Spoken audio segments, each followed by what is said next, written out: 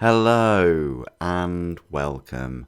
My name's Super Saiyan and this is your weekly news and pre-order video covering all the new releases from Games Workshop and Forge World. I want to say a warm welcome to all of you new subscribers and a massive thank you to all of the channel members, all of the supporters of the channel and everyone that uses the Element Games affiliate link where you can save yourself 20% off Warhammer.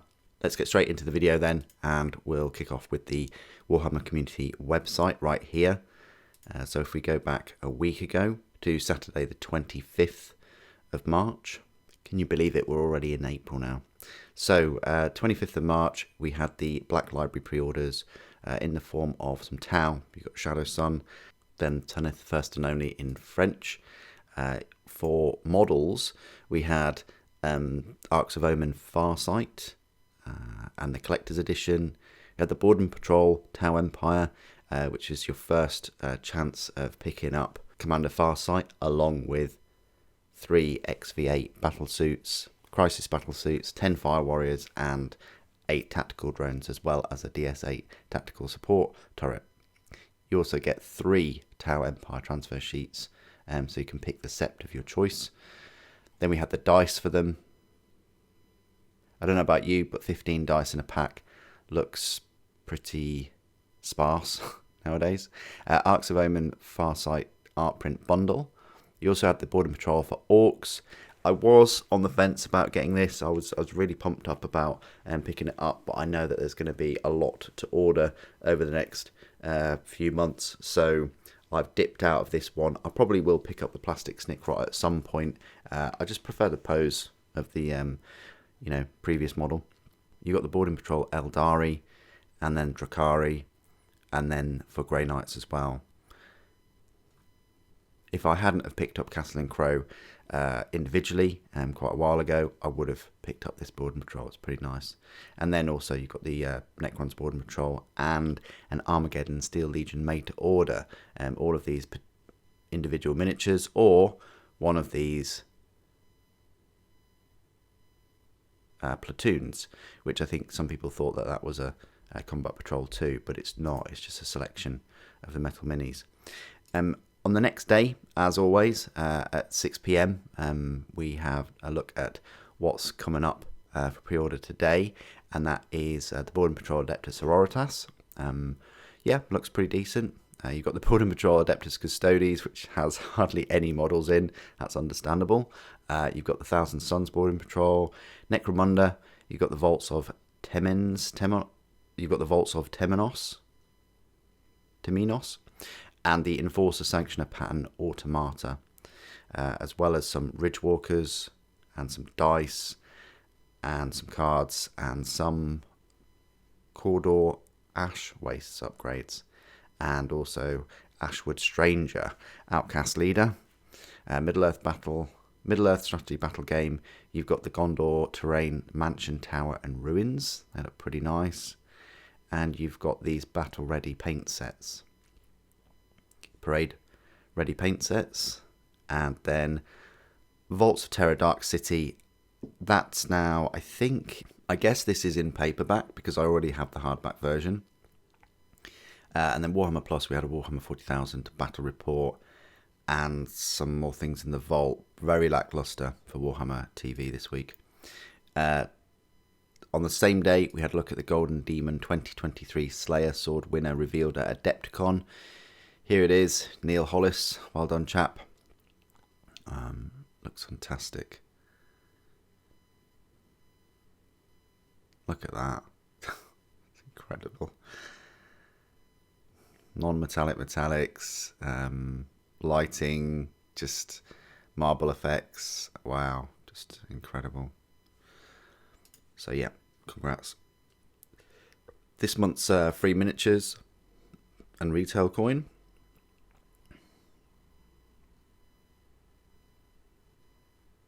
And the coin is Seraphon. I mean, it would have been nice to have a free Seraphon model, maybe. Blood Bowl Star Player, Wither Grasp, Double Drool. I think that's pretty cool, Double Drool. That's quite a cool name. I like that. Look at that. Yeah, just in miniature form now. Fantastic. Very, very cool. What does simplified, not simple mean for new edition of Warhammer 40,000? So the 10th edition, they've released a video, so you can watch that. Pretty good. You got the Golden Demon 2023 at Adepticon. The winners revealed. So of course you've got the single miniature. Then you've got these. Look at that. Look at that. Absolutely incredible. And that as well. So bright.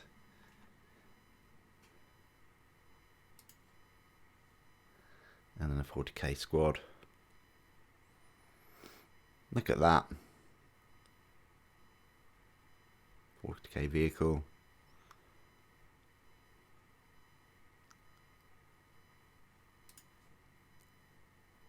Yeah, incredible, aren't they?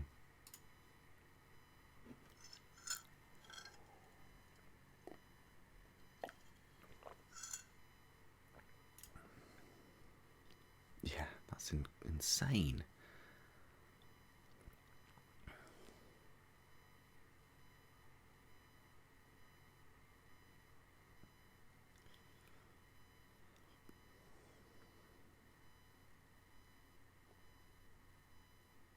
Wow.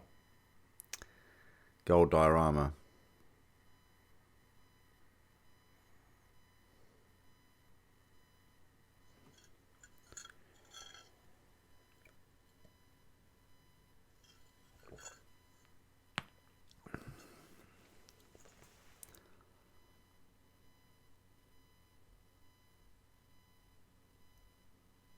I don't know how they did that.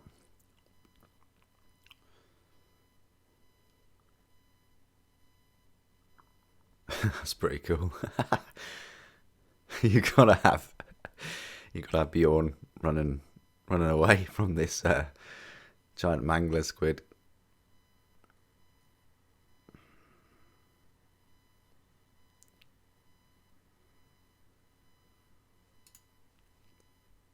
Yeah, they're insane, aren't they? Look at the writing as well. Youngbloods.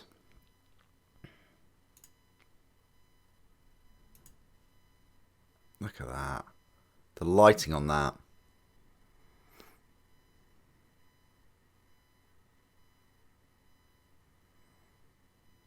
So yeah, that they were all the Golden Demon winners. I thought I'd spend a bit of time just looking at those. Absolutely incredible. You've got the vaults of Temenos, and look at these Sanction of Pattern Automata. Rumour Engine. Not sure on that one.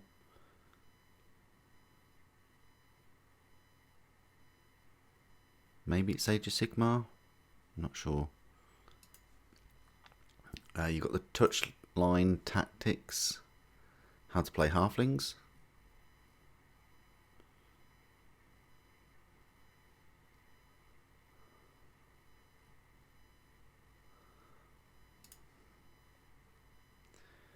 Warhammer 40k, what does it mean for your codexes? What does the new game mean for your codexes? Pretty much all the rules are just going to be replaced on day one digitally, and then you can buy card packs as well. So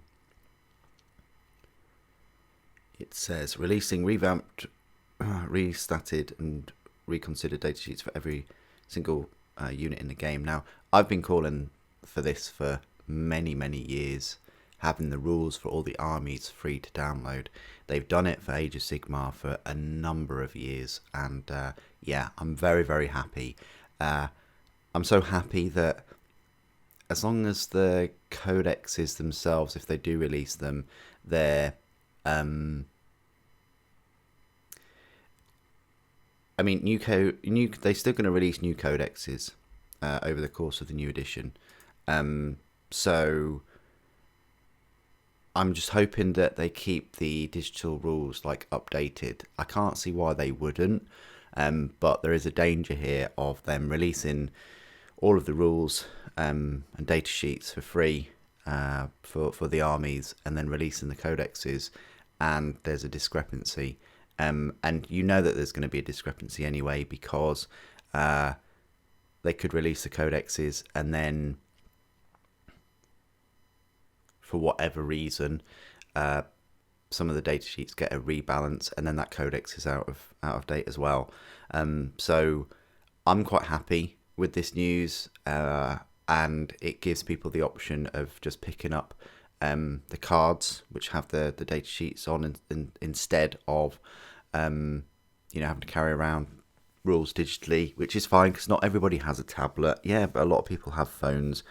But even then, it's still a bit tricky to read data sheets and rules on phones. So I think this is a great move, and it just focuses their codexes a bit more to offer a lot more. I think they were getting to the point where people were buying them just solely for the rules and the Crusade rules, rather than all the hobby stuff and the artwork and the stories and the guides and things. So yeah, I think it's a very good move. The hunt is on in The Lion, Son of the Forest. So we've got this book coming out soon. Mike Brooks, I'm not sure. I would have preferred like Gav Thorpe, but we'll see what happens. He's at the moment he's mainly written the Orc novels and things. So to give him a Primarch and give him Dark Angels, we'll see. Not massive fan of this special edition either. I don't think the picture does it justice. It is dark green. It's got a nice red page keeper. It looks thick enough. I see why they've done it like that though, because it does look like a Dark Angels tome kind of thing. You got get triple the blood in the first 3-way battle report on Warhammer Plus. Got the new Terminators are the latest in a long lineage of armoured excellence. So an article about Terminators. Yeah, it's absolutely fantastic. I didn't really experience any of those Terminators. I wasn't in the hobby at that point. But I did experience these meta ones and these ones, and also those. And now we get to experience the new ones. Look, they've even got the little 25mm bases. Look at these. Space Hulk, Dark Angels, Deathwing. And then these are the new ones. I do like that Teleport Homer. It looks so cool. With the cables that have been fired off into the ground to keep it level or whatever. Yeah. Poses.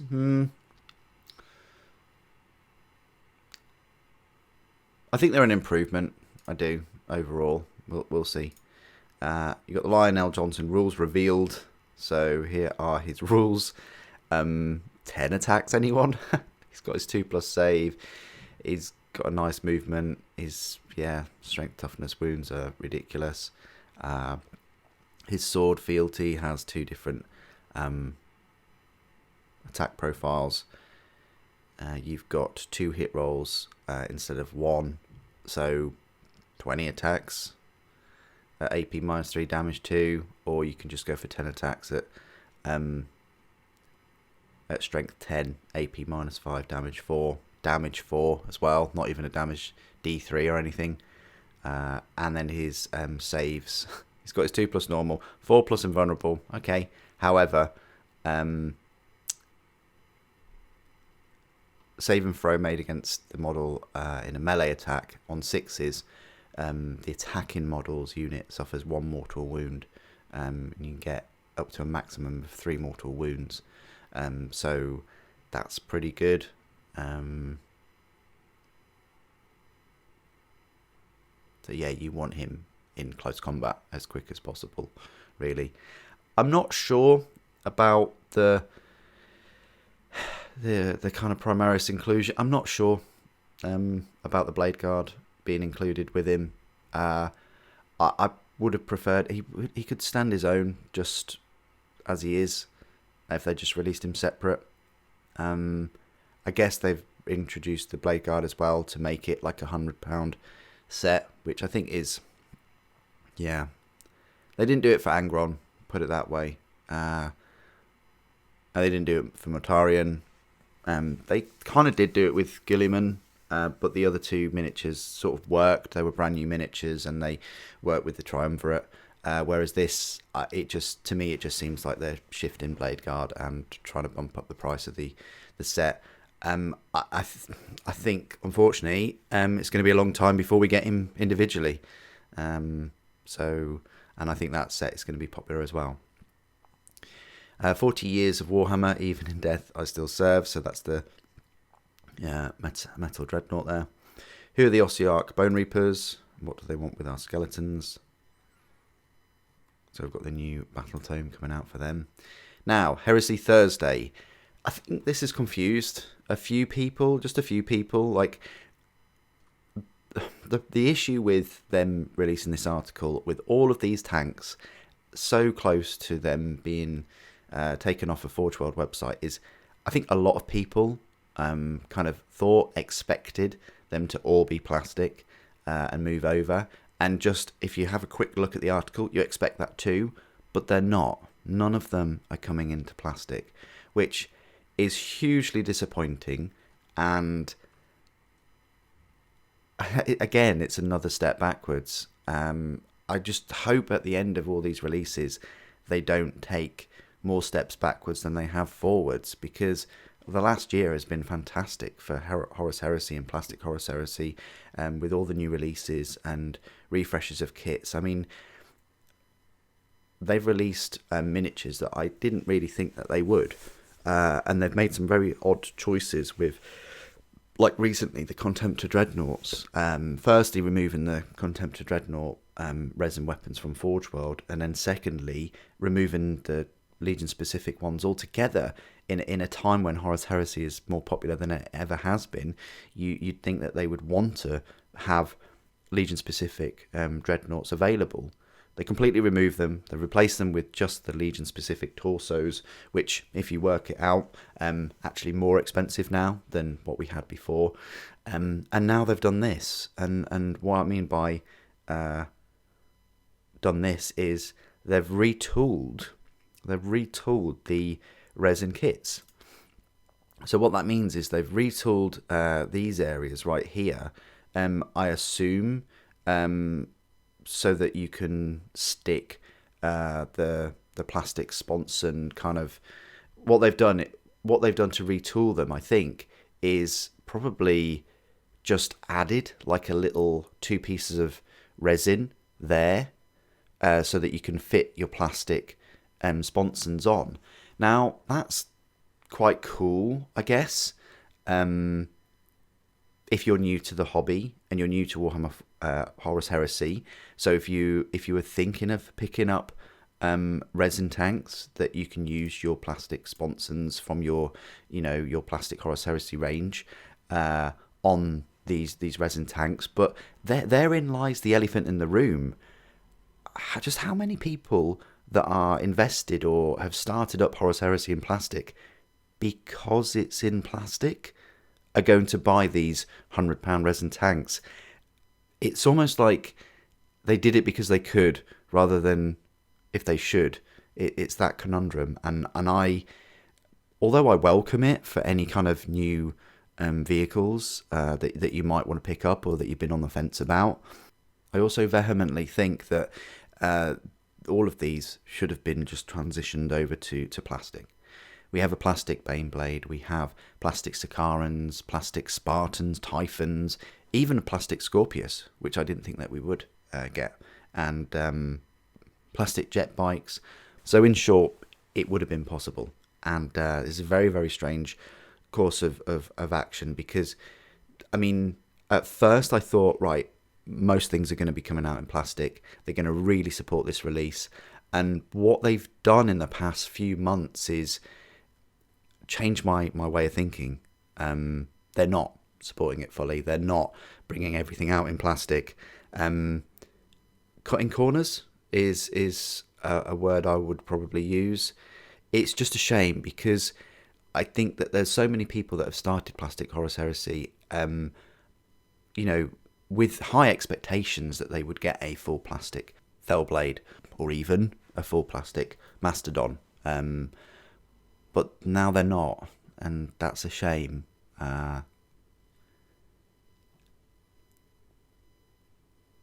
Definitely cutting corners, cutting costs. It was cheaper, without a doubt, just to add, 8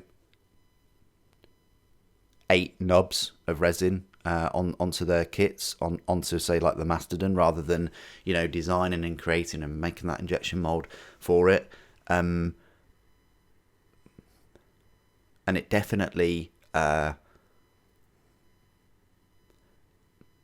and they're doing all that just for small gains, to appeal to customers that have only just got into Horus Heresy because of plastic.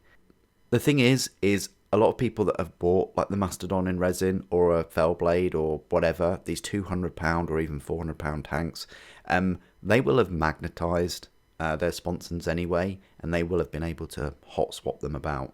So yeah, it's odd. However, for a model that I don't own, the Javelin Attack Speeder, I think in principle that's great that you can hot swap the sponsons, but I don't think it looks as good. It's trying to look like a tank now with tank sponsons, so that is a downside to them doing that. And also with the Damocles Command Rhino, I was expecting just a few extra plastic parts for the command antenna, for the Vox relay and geolocator beacon, but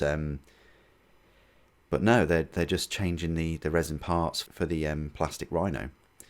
So that was odd as well, because I think that there would have been scope to have this as a command Rhino, but also something else that we haven't seen before, like a repair Rhino or a medic A1, transporting injured Space Marines off the battlefield. I don't know, just like, that's just off the top of my head right now. But yeah, so that was disappointing, and it would have been even more disappointing if your expectations were very high. So yeah, there you go.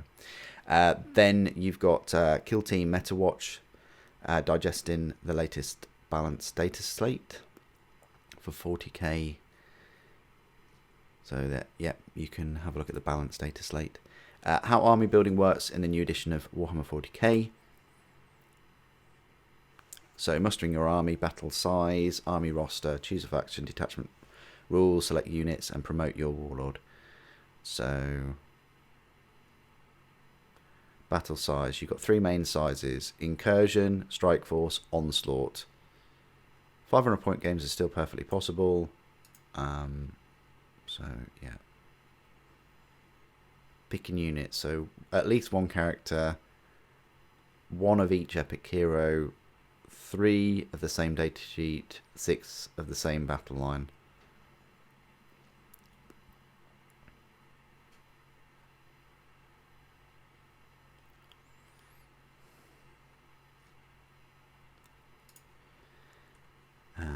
You've got power struggles for pious, pilgrimages, and more. The future of Necromunda.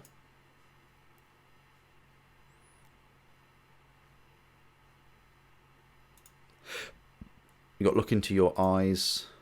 You got look into our eyes as we tell you about the enthralling Soulblight Gravelords. And then a brief bloody history of the Tyrannic Wars. Nice little video there. Interesting that they're putting these videos on here rather than kind of Warhammer Plus. But I guess it's all a build up to 10th edition. So that's it for the news. I did spend quite a bit on the Horus Heresy article there. Let's have a look at Forge World and look at these pre-orders. So right here, there's nothing new on the front page. If we could click on new, and we go to pre-orders. Nope, there's nothing for pre-orders. We've just got the torsos and Lady Hera from last week. So we'll jump on over to Games Workshop then. And here we are on Games Workshop's web store. We've got a big advert here for Recreate the Battlefields of Middle-earth. You've got a little look at the more boredom patrols and a look at the Enforcer Sanctioner Pattern Automata. So yeah, not a huge amount to pre-order today.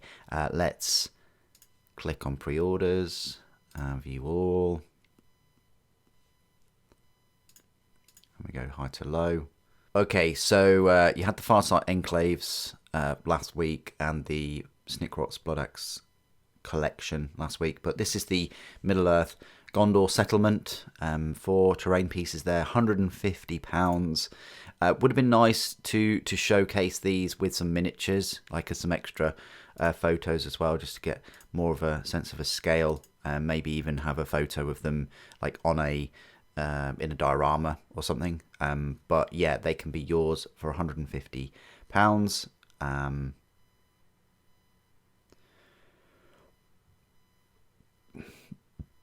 I'm guessing they're plastic. Doesn't actually say what material they're made of, which is a bit odd. You've got the Border Patrol Adeptus Sororitas, £85 there. You've got the Battle Ready paint set, £80. Border Patrol Eldari, £80. The Tower was last week. You've got the Parade Ready paint set. So yeah, that's £150 to get everything Battle Ready and paint. Battle Ready and Parade Ready. You got the Border Patrol Thousand Suns for £70. Drakari for 70, Grey Knights for 70, and Adeptus Custodes for 65. Now, I would have preferred all of the Border Patrols to be like one price, like £80. And then some would give you more value than others, but they've gone with these, strange pricing where you've got one that's 85 and one that's 65. So, £20 is a bit of a big difference there. Surely they could have bundled in another unit for Custodes and bump it up to 85. I don't know, but yeah, it seems a bit all over the place, and yeah, in a way, it kind of seems like they've just thrown it all together with miniatures that they're not selling, or they need to shift, I guess, and they've bundled them in these box sets. But Border Patrols, so they say, are going to be around all of 10th edition at least, and you can just use that force. So there is that. You can buy the Gondor building separately. You've got the mansion there for £50, the tower for £40. Arcs of Omen was last weekend, and then the Gondor ruins £30 for two little sets like that. That's quite a lot. Enforcer Sanctioner Pattern Automata, £30 for 2. You got the Cawdor Ridge Walkers for 4. I wonder if people will kit bash these and put some guard on them or something. You've got the Necromunda Aranthian Succession, the Vaults of Temenos, £30. How many pages is that? 136 pages. So it's quite chunky for an extra book for Necromunda. You've got the dice set, 15 dice, £22. That was last weekend. You've got the Cawdor Ash Waste dice set. Only 8 dice, and really only 7 with a scatter dice for £13. Yeah, we really are. I said it before. We'll probably get to a point where a die costs £2 each. Shadow Sun was last weekend. The Vehicle Gang Tactics cards for Necromunda for Cawdor, £12.50. And then you can pre-order the Dark City in paperback. Kind of wish I'd waited for this to come out in paperback, because then it would have matched my other Vaults of Terror books, because the hardback is pretty big. It looks a bit odd on the shelf, and also it's not very good paper either for the I think I've spent £18 on it as well. But yeah, that's it for the pre-orders. It's just a load of Border Patrols. I'm quite confident that next weekend will be better for the pre-orders, so stay tuned tomorrow on the community website about 6 o'clock, where we'll have a look at the new pre-orders for next weekend. What do you guys think of all of these today? Are you picking up a Border Patrol in particular? Were you able to pick up any Border Patrols sort of last weekend or the weekend before? And what do you think of the Gondor ruins? As always, please do put your thoughts and opinions down in the comments below. It'd be great to hear from you. Thank you ever so much for joining me today. Thank you for watching. The Emperor Protects.